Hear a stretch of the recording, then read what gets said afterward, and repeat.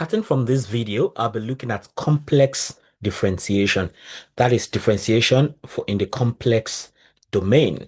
Complex limits and continuity is the first video in that series.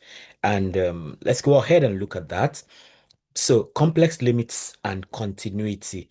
So under my playlist on basic calculus, of course, one of the earliest things I considered before looking at different techniques for differentiation and all of that was about limit and continuity, right? So in complex domain two, we actually need to look at the same. So in single variable calculus, we study limits like f of x approaches L as x approaches A, you know. In complex variables or 2D real space, we study f of z, you know. In the complex domain, we look at f of z, right? As z approaches z naught, where z is equal to x plus iy. I mean, pardon me for mixing z and z naught. I mean, it's that confusion that happens to Nigerians with influences from the UK, from Britain and America, you know. So this means approaching a point in infinitely many directions, or what you can call paths, right? This is the key difference from 1D limits. So, in the case of complex variables, right? As you're looking at limits, there's an imaginary part, there's a real part. So you're approaching a point both real and imaginary parts, and you're going to see that in details as we move on later. So definition of limits in the complex two-dimensional domain. Of course, the complex domain is two-dimensional because there's a real part and there's an imaginary part.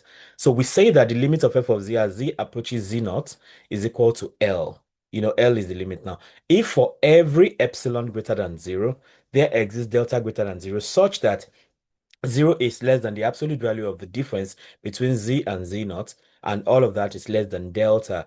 And if this whole thing implies that the absolute value of f of z minus the limit is less than epsilon, that means the difference between f of z and the limit is something pretty small, because epsilon is supposed to be a positive number that is very small, like say 10 raised per minus 3, 10 raised per minus 5, 0.0000, something like that. Here, the absolute value of z minus z naught represents distance in the plane. So that tells us that the distance between z and z naught is very small, basically. So we go ahead to talk about a key idea about path independence. So we say that a limit exists only if it gives the same result along every possible path. So if you go along x-axis, which is the real axis, or you go along y-axis, which is the imaginary axis, you should get the same result along every possible path for you to say that a limit actually does exist. So common paths to test include along the x-axis, where y is 0, you check. Along the y-axis, where x is 0, you also check. Along lines like y equals mx, you check. Along curves like y equals x squared, you check. In the polar form, x is taken to be r cos theta, while y is r sin theta. We've seen that a couple of times. So, of course, in case you're wondering how that is, that's basically this, that if you have a complex number, this is the x real or the real axis, this is the origin, this is y, the imaginary axis. So if you locate a particular um a particular complex number there, x prime being the y, the x-axis, and y prime being the y-axis. So if you now do this, or let me even remove the prime, let me just maintain the x and y. So if you now if you draw, okay, so you have this line. So if you try to do this now, this is the argument, as we always like to say. So now you have, if the argument is theta, right? Of course, this is opposite, this is hypotenuse, this is adjacent, which is x in essence, and this is basically like y. So in that case now you have something like this. This is y, this is x, this is theta, okay, and then this is r, the hypotenuse. So you can then say sine theta is equal to opposite y over hypotenuse r. So in that case, we can say that y is equal to r cos theta, and that is how it becomes in polar form. On the other hand, we can also have um, cos theta. Cos theta is adjacent x over hypotenuse r. If you cross multiply, you see that x is equal to r cos theta. And by the way, this r from here now, going by Pythagoras theorem, that r is actually like this. R squared is equal to x squared plus y squared. So that means r is actually square root of x squared plus y squared. So, and that's what all this r is about. That's how we come by the polar form. So if different parts give different values, limit does not exist. So if you check all the possible parts and the values are ever different, then you can say the limits do not exist. So in the real situation, right, in the real setting, if under BBC calculator at that time, so if you approach a particular value either from the left or from the right of the number line and you still get the same result, then you say the limit exists. But if the numbers are different, then the limit does not exist. But in the complex plane, as you approach in different direction across different paths, and the values still remain the same, then you say the limit does exist. So let's look at example one. You want to evaluate the limit of x squared plus y squared as x comma y approaches 0, 0. That is x approaches 0, y approaches 0. So since, of course, x squared plus y squared is z squared, right? Because you know z is actually square root of absolute value of z is square root of x squared plus y squared. So x squared plus y squared will be absolute value of z squared. Then we can say that the limit as z approaches 0, for the limit of the modulus of z squared as z approaches 0 is simply 0, right? Because both x and y are approaching 0. So x goes to 0. As x goes to 0, x squared goes to 0. As y goes to 0, y squared goes to 0. So everything goes to 0 basically. So this is independent of path. So whether you go the x path or the y path, the result is 0. So the conclusion is that the limit exists and it is equal to 0. Now let's look at this other one and see what happens here. So here now we have example 2. So for example, we want to evaluate x squared minus y squared over x squared plus y squared. Okay, so if you go along the y path, all right, if you go along the y path, for y equals 0, so you have x squared over x squared, so you get 1. So, but then the second path, if you go along for where x is equal to 0, we put 0 for x in both cases here. So you have minus y squared over y squared, which gives minus 1. So you see, along y equals 0, you get 1. Along x equals 0, you get minus 1. So the values are not the same. So and we already know that any path you go along, at the end of the day, you must get the same result. So since the results differ in this case, even by minus alone, the conclusion is that the limit does not exist, because whether you take y equals 0 or x equals 0, you should get the same result for the limit to exist. Then we go for example 3. So here we have polar, we are looking at it in polar coordinates now. So imagine that, so for this polar coordinate one now, um, you have, you want to evaluate limits for x comma y as x going to 0, 0 for x squared over y squared over x squared plus y squared. Of course, you know, if you take x equals 0, you know, you're going to get 0. If you take y equals 0, you also get 0. So, I mean, you could do that and you still get the same answer. But then if you want to go the polar way, since we know that x is r cos theta and y is r sin theta, then we can have x squared, which is r cos theta squared. Then y is r sin theta. Then x squared plus y squared. You know, if you have r squared cos squared theta plus r squared sin squared theta, you know, you are going to have r squared into cos squared theta plus sin squared theta, which is simply r squared that we have down here. So at the end of the day, you have r cube at the top, canceling r squared. So you have only r remaining, and then you have cos squared theta sine theta.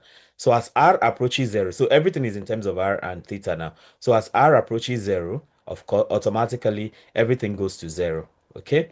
So this is independent of theta. So whatever the value of theta is, as far as r is approaching 0, everything goes to 0. And the conclusion is that the limit exists and it's equal to 0. I mean, if you want to do the normal one, you know, x squared y over x squared plus y squared, right? You know, if you don't want to do polar, you want to find the limit as x comma y go to 0, 0 for x squared y over x squared plus y squared, right? So you do at, okay, not at now, because it's limit, so it's not at the value. So for x approaching 0, that's what we're saying. For x approaching 0, you know, you have 0 squared y over 0 squared plus y squared, which is equal to 0 up here over y squared down here, which is 0. That goes. So on the other hand, for y approaching 0, what do you have? You have x squared into 0 all over 0 squared. No, all over x squared plus 0 squared. So again, you have 0, x squared times 0 is 0 all over x squared, and that is still 0. So since the result is the same, since the result is the same along both parts, along both parts, we can say that as the limit as x and y go to 0, 0, x comma y go to 0, 0 of x squared y all over x squared plus y squared actually exists, and it is 0, basically. So if you don't want to do polar, you can leave it in the Cartesian coordinate form like this. Now we go for 15.3, where we talk about strategy for evaluating limits. So what are the strategies? Definitely you discover that there are for many of the things we consider for complex numbers, there are carryovers from even the real number system. So strategy for evaluating limits, method one is direct substitution. So substitute directly. If function is continuous, then you can plug in the values. But then another method is you test multiple paths. If different results uh, imply limit does not if you have different results like this one we just did now, if okay, like we did one where one path gave 1, the other path gave -1, so it means the limit does not exist. So the limits exist along the paths, but since the limits are not the same, it does not exist for the whole function, for the whole complex function that is. So method 3, you can use polar coordinates, so you can convert to x equals r cos theta, and I showed you how we derived that on the worksheet previously. I showed you how we came about the fact that you know, r is square root of x squared plus y squared, and how x is r cos theta and y is r cos theta also. So that's how we came up by the polar system, with the polar form of it. So you can convert x equals r cos theta, y equals r sin theta. If result depends on theta, then it means there's no limits, okay? But if it depends only on r, and on r approaching 0, then it means that limit does exist, okay? So that's the way of the polar coordinates. So we come on to continuity in complex plane. So, we are talking about limit and continuity, right? Complex limit and continuity is what we are focusing on here. So we have dealt with limits.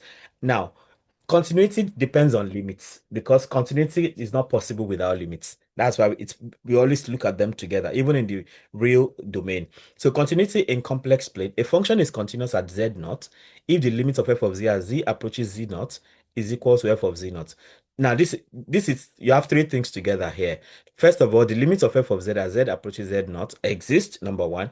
Then number two, f of z naught, that is when you evaluate the function at z naught, the result also exists. Then, apart from the fact that each of them exists independently, they must now be both equal. So those are three conditions for continuity summarized in one line here. So example for a continuous function, now if you have f of x comma y equals x squared plus y squared, here, of course, we should know by now that polynomials are continuous everywhere, because there are no points of discontinuity. Like maybe if I just say this now all over x squared, it automatically changes the game, because once x is 0, this thing doesn't exist anymore, like that. So polynomials are continuous everywhere, because this is x squared plus y squared, right? So example that is not continuous, just like I told you now. Now you have x squared minus y squared over x squared plus y squared. By the fact that you have x squared plus y squared down here alone, and there's no way you can get rid of it. Normally if you had x squared minus y squared over x squared, x plus y, x squared minus y squared would be x minus y, x plus y. So x plus y will cancel out, and you have x minus y, and that will still be a polynomial, which will always be continuous. But now we can't get rid of this by any means because of the structure of this model. So at the end of the day, when both x squared and y squared are 0, the function does not exist. So as a result of that, we can say this the function f of x equals y. This is a step function, by the way. So it is f of x comma y equals x squared minus y squared over x squared plus y squared for x, y not 0, and it is 0 for 0, 0. So the limit does not exist because it is not continuous at 0, 0. So it is 0 here at 0, 0, but at 0, 0 here, this function does not exist. So automatically the limit does not exist in that case. So we can do some Python testing for this same expression, this x squared minus y squared over x squared plus y squared now. So Python testing for path dependence now. So we test f of x comma y equals x squared minus y squared all over x squared plus y squared. And then we have the Python expression here. So we are using NumPy, Matplotlib, and Seaborn. Of course, Matplotlib and Seaborn are for visualization. So you define the function define f of x comma y and return x squared minus y squared divided by x squared plus y squared. And then for values approaching zero now, so you have values uh, line space, because we are talking about values approaching zero, so you take a very tiny value because 1 e raised per minus 5 is like 0.00001, right? And this is so we are looking at it from that small value to zero point 0.1, and you are doing 20 divisions of that, and you evaluate the paths. So for path evaluations, you have path one, that's f of x comma 0. That is where y is 0 for all x, for x in all the values you have here. So that means you're checking for y is 0. For the second one, you're checking for x equals 0. For the third one, you're checking t comma t, which simply means y is equal to x. Then the other part now, you want to try to do a clean output summary. So along y equals 0, you get the approximated value. Along x equals 0, along equals x, you do all of that. Then optionally, you can also show or start and end to illustrate consistency. You want to say the start and end. And then you can also visualize by using a heat map defined here.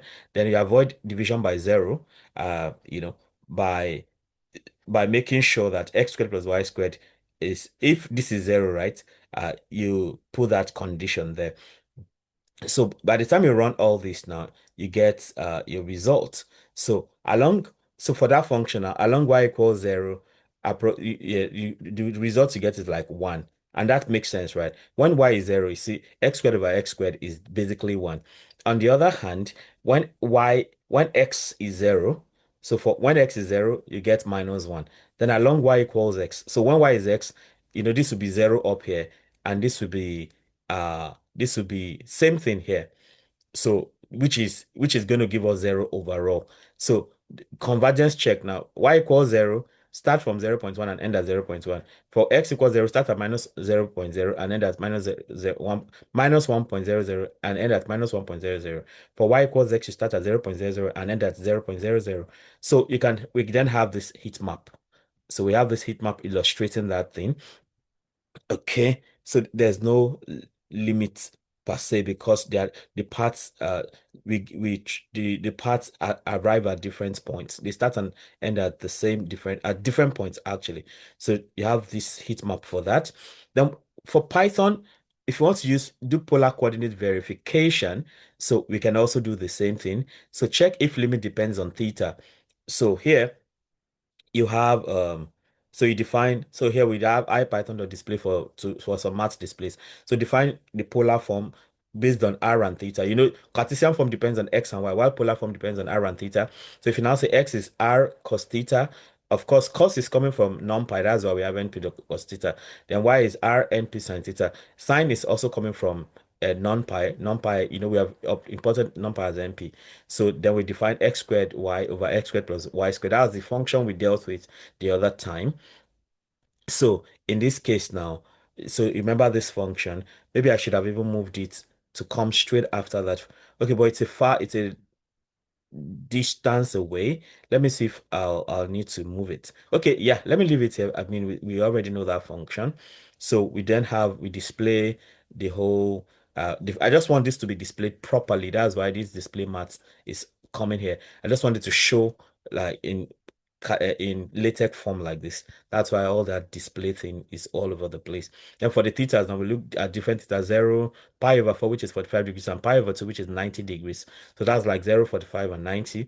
Then R values, now we take very tiny value, 10 raised per minus 7 to 0 0.1 in 10 divisions. That's what linspace is doing. Then for theta in thetas now, so we find the polar, we evaluate the polar thing and see how it all ends. So if you run that right, we see that for f of x comma y, which is equal to x squared y over x squared plus y squared. So f r comma theta equals r squared theta sine theta. So if you evaluate this, then theta now is 0, 0 in radians, So if you take theta to be 0, 0, if you take, there are three thetas here. this 0, pi over 4, and pi over 2. So when theta is 0, that's this first one here. So you see that r is like 10 raised per 1 times 10 raised per minus 7 rather, and it is almost like 0. And for the other one, it's almost still 0. Then for pi over 4, that's 0.7854 in radians. So that goes to 3.5355 10 raised per minus 8. Then for 10, on the other hand, too, you have 1.0, also going to 3.5353 like that. Then for the third one, pi over 2, that's 1.5708 in radians. So it also goes to these very tiny values. That's 10 raised per minus almost 0 in short, right? So we have all of that. So everything, you see, all the values are going to, they're approaching as 0, like that. So on this other hand now, maybe you just want to visualize uh the expression. So we have all the the usual things, right? We have all that, and then we run this and we end up with this heat map here. So you have theta in radians along the x-axis, and you have r in distance from the origin. So the function value now. So the value of the function, it's the value of the function is high in these regions. In this, especially it's concentrated around here between 0 and pi over 2 for theta, and like and a small range of values of r, and then between pi over 2 and pi. So, but in other places, like this is where it's darkest between pi and 3 pi over 2, and between 3 pi over 2 and 2 pi. So that's where you have the smallest values of the function. Now we go to talk about the common pitfalls when we talk about complex limits and continuity, the common pitfalls now. So testing only two parts is not enough to prove existence. So when you're doing this, you have to test as many parts as possible. So like y is 0, x is 0, and maybe y equals x. You want to test as much as possible. But it's like the polar coordinates makes it faster, because once it depends on only, it doesn't depend on theta, then that means there's a limit. But if it depends on theta, then there's no limits. So testing only two parts is not enough to prove existence. Ignoring curved parts is also a problem. Forgetting polar transformation can also be a problem. Assuming limits exist because function looks nice. So the fact that a function looks nice does not mean that the limit does exist, Then always verify. You have to verify rigorously to be sure the limit does exist. So question one is what we saw there already, uh, and it's a bit close to question two. So let me just flash. You have question 1 to 10 here, and then question 11 to 20. And as usual, I'm going to solve two of them. I'm going to answer questions 8 and 18. So see question 8 here. Limits as x comma y goes to 0 0 of x squared plus y squared over square root of x squared plus y squared. And I'm answering question 18 also, which is limits as x and y both go to 0 and 0 0, and you have for x squared plus y cubed over x squared plus y squared. So let's go to the worksheet and get that out of the way, and then we bring this to a close. So I start with problem 8. Problem 8, we are to evaluate the limits of limit as x comma y go to 0 0 of x squared plus y squared all over square roots of x squared plus y squared. Okay, so what do we do? Um, okay, we can go polar in this case, right? You already know that going polar, we know r is square root of x squared plus y squared, and we seem to have both of that here. So in this case, we then have that, we then say that the limit, we now need the limit as r goes to 0 for, so for the one at the top now, this implies that r squared is equal to x squared plus y squared, right? So at the top, we have r squared, and at the bottom, we have r, okay? So that means we have the limit as r goes to 0. You can see it doesn't depend on theta. Theta is missing altogether, right? So that means limit of, so this cancels one of this. So limit of r as r approaches 0. And of course, that's automatically 0. And because it is independent on theta, then the limit does exist. So the other thing we would have done was you take x. So if you take x, um, so if you don't want to do it this way, of course, this is already enough evidence, right? that the limit exists. So this already tells us that the limit as x comma y go to 0, 0 of x squared plus y squared all over square root of x squared plus y squared is equal to 0. Settled. But I just want to give you an alternative. Like if you want to do you don't want to go polar. So going polar makes things easy a lot of time, in some cases. So x squared plus y squared all over square root of x squared plus y squared. So what do? We say that we say that we try all the parts, right? So for x equals 0, so that means x is 0, right? So we have 0 squared plus y squared all over square root of 0 squared plus y squared. That means we have all over y squared all over square root of y squared. Okay, I think we have to take the limit again. Limit as y goes to 0 because we are taking care of x. So limit as y goes to 0. So we are taking the y path now. So that means the limit as y goes to 0 for y squared. Square root of y squared is y. So this cancels out. So we have limit as y goes to 0 of y, and that is equal to 0 on that path. So for the other one, so we say for y equals 0. I mean, this is a lengthy way. The polar coordinate system makes life easier here. So for y equals 0, we have limits as x approaches 0. Because y is 0 now, we have x squared plus x squared plus 0 squared all over square root of x squared plus 0 squared. So that means the limit as x goes to 0 for x squared all over square root of x squared like we had before. So limits as x goes to 0 for x squared over x. So this cancels out. So we have limit as x goes to 0 for limit of x as x goes to 0. That is simply 0. But of course, we've been told not to rely on only a single path. So can we also try for y equals x? So for y equals x, what do we have?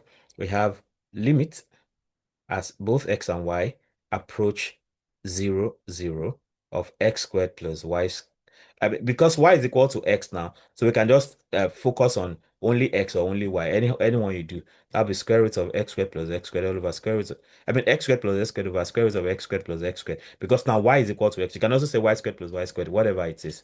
So we now have whatever you choose is fine. So limit now, because we've taken only x now, so that'll be limit as x approaches 0 for 2x squared all over square root of 2x squared again. All right. So that's limit as x goes to 0 for 2x squared all over root 2 multiplied by x.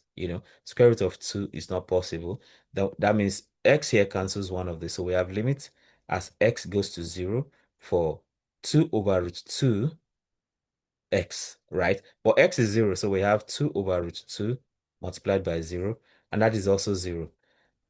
So we can conclude that the limit as x and y go to 0, 0 of x squared plus y squared all over square root of x squared plus y squared is 0, because along all the paths we get 0 all the way, 0 all the way.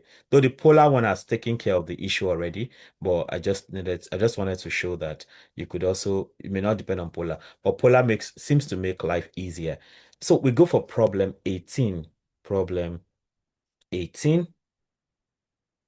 So for problem 18 now, want to evaluate the limit as limit of x and y go to 0 of x squared plus y cubed all over no square root now. Yeah, that's the power of programming right there. So x squared plus y cubed all over x squared plus y squared. Okay, so in this case we cannot factorize anything. There's nothing really common like that. So we have to take the paths as they come. So we take path 1. So for path 1 we say y is equal to 0. Y equals 0. That means we have limit as x approaches 0, because y is already 0. Limit as x approaches 0 for x squared over x squared, because this is already 0 cubed plus 0 squared. So all these are gone. So that means we have limit as x approaches 0 for x squared over x squared, and that is limit as x approaches 0 of for 1. So x squared over x squared is 1. So we get 1 there. So that means that is simply 1 for the for that path there. For path 2, for the second path, we take x to be equal to 0. So when we take x to be equal to 0, so now we take limit as y approaches 0 because x is 0. Now, what does that mean? So this will be 0, this will be 0, right? So we have y cubed over y squared. So this is y cubed over y squared. Okay, so that means we have limit as y goes to 0 for y. And because that's 0, we have 0 now. So we see there's a problem already. This is 1 and this is 0 and they are meant to be the same. So in fact, you don't need any extra test. Once there's already a breakdown, if the two were the same, you could have gone to check another one, but it's not necessary anymore. So we can now say since number one along y equals 0, we have limit to be equal to 1, and then along x equals 0, we have limit to be equal to 0. Okay, these are different, right? So uh these are different. These are different. And because they are different, then the limit doesn't exist. So the conclusion is that the limit does not exist. The limit does not exist. Okay, and with that, we come to the end of this interesting video about complex limits and continuity. So don't forget to try your hands on the 20 questions to be sure you really get the gist. Okay, so you have 1 to 20 here, 1 to 10, and then 11 to 20. Try your hands on them. I've done 8 and 18 already. So let me know how helpful all of this is for you. And if there's something else you'd like me to try out, feel very free to let me know. Okay. If you have subscribed to this channel already, I thank you very much for doing that. Or if you have not subscribed, the question is, what exactly are you waiting for? Why not go ahead right now and subscribe? As well, you can also hit the notification bell so you can always get alerted each time a new video is released. Having done that, you can also become a member of this channel by clicking on join. That gives you special privileges like being the first to see some videos or being seeing some videos exclusively, meaning that the videos are specially made for you as a member of the channel, probably based on your request or based on my own personal consideration. All right. Um, Ultimately, don't forget to comment, like, and share so that more people can have access to the great content I have going on here. Till I come your way again, keep doing maths right. Bye.